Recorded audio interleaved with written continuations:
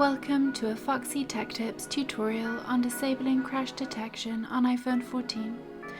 If you find this tutorial helpful, please consider subscribing to my channel and liking the video. Open up the Settings app on your phone and scroll down to and open Emergency SOS.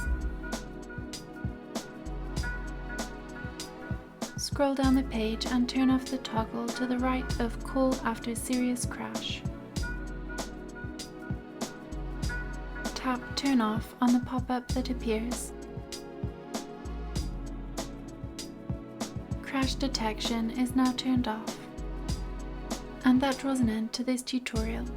Please like the video if you found it helpful and subscribe to Foxy Tech Tips for more iPhone tips and tricks.